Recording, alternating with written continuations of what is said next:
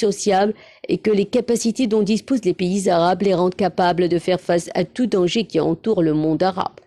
Le président a souligné que les principes de respect de la souveraineté des pays arabes, de non-ingérence dans leurs affaires intérieures, de fraternité et d'égalité régissent les relations interarabes et que ces mêmes principes devraient régir les relations des pays arabes avec les pays voisins et à l'échelle internationale.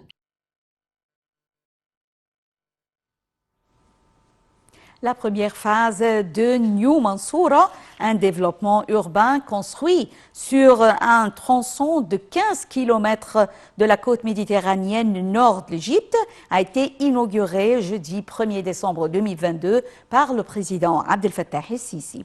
La ville annoncée en 2017 dans le cadre d'une stratégie nationale de construction de centres urbains dans plusieurs provinces rurales égyptiennes devrait revigorer l'économie du delta du Nil, principalement en stimulant le tourisme, en offrant un accès à une éducation de meilleure qualité et des opportunités d'emploi pour les 20,6 millions d'habitants de la région. Dalia Karam nous donne plus de détails. La première phase du projet de la nouvelle ville de Mansoura, qui a coûté 45 milliards de livres égyptiens, soit 1,8 milliard de dollars, comprend 19 500 logements dont 90% accueilleront des familles à revenus moyens et faibles et le reste étant des maisons de luxe. La ville annoncée en 2017 dans le cadre d'une stratégie nationale de construction de centres urbains dans plusieurs provinces rurales égyptiennes devrait revigorer l'économie du delta du Nil, principalement en stimulant le tourisme et en offrant un accès à une éducation de meilleure qualité et à des opportunités d'emploi pour les 20,6 millions d'habitants de la région. Dans le cadre de la première phase, 2 hôtels ont également commencé à fonctionner ce mois-ci à la nouvelle Mansoura. Une fois terminée, après 3 phases supplémentaires, la ville devrait absorber 1,5 million d'habitants et la première phase en représente 40%. Assem Ghazar, ministre du Logement, a déclaré que les communautés urbaines du monde entier génèrent de 70 à 75% du produit intérieur brut d'un pays donné, ce qui souligne le besoin urgent d'urbaniser davantage des provinces agricoles égyptiennes pour leur permettre de contribuer de manière plus significative à la croissance économique. 2 écoles et 4 universités ont également été ouvertes dans le cadre de la première phase de la nouvelle Mansoura et elles ont commencé à inscrire des étudiants des provinces voisines, a déclaré le ministre. La nouvelle ville de Mansoura se trouve à 54 km au nord de Mansoura, la plus grande ville de la province égyptienne de Dakhla. Un train électrique devrait être lancé dans une phase ultérieure de développement qui transportera des passagers entre les 2 Mansoura en moins de 15 minutes. Une fois achevée, la ville sera également équipée d'un certain nombre de fonctionnalités intelligentes, notamment des toits à panneaux solaires et un système de surveillance intelligent qui se connectera à un centre de commerce central. 25% de la nouvelle Mansoura seront constitués d'espaces verts selon le ministre du Logement, qui a ajouté que la durabilité était l'une des principales priorités du projet. Cela se traduit par 12,6 mètres carrés d'espaces verts par habitant. De plus, la ville a été construite à 2 mètres au-dessus du niveau de la mer pour s'adapter à la montée des eaux de la Méditerranée, une préoccupation environnementale pressante à l'Égypte. En outre, la ville abritera la première usine de dessalement du delta du Nil qui a été annoncée en 2019. L'usine devrait générer 40 000 mètres cubes d'eau par jour une fois achevée.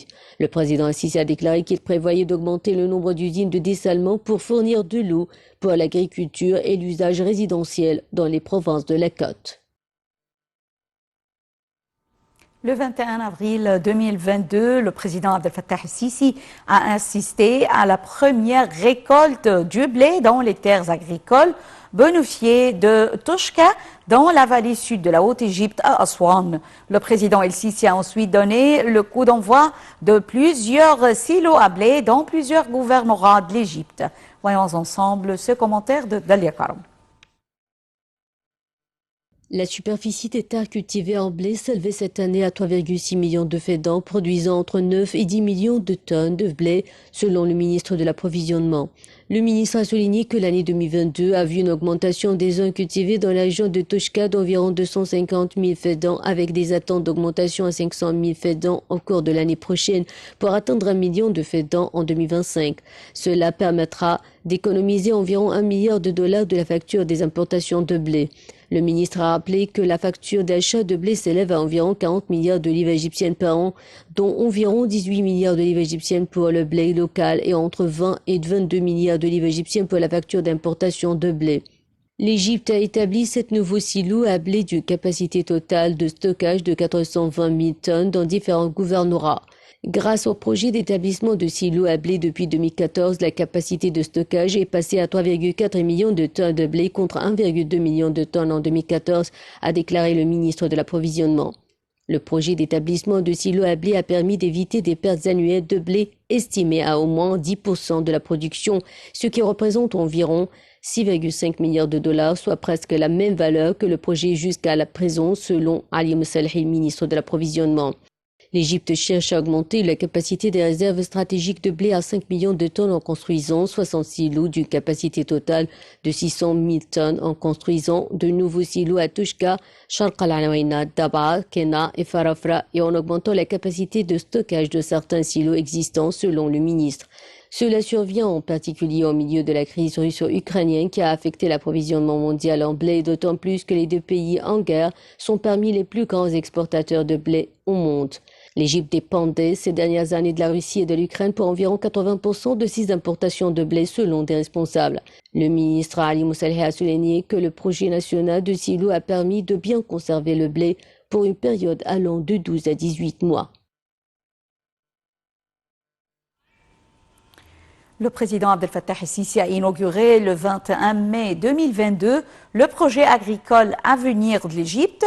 Le projet vise à optimiser la production agricole et à fournir des produits de qualité à des prix abordables. Dalia Karam nous donne plus de détails.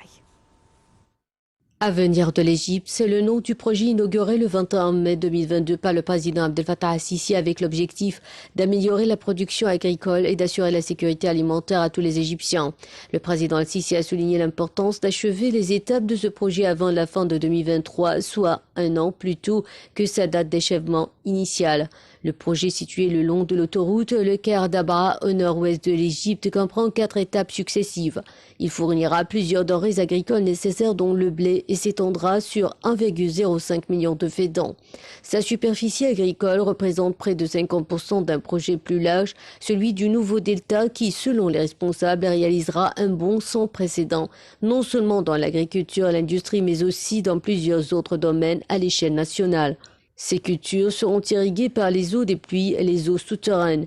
Revenons sur l'importance du méga-projet du nouveau delta.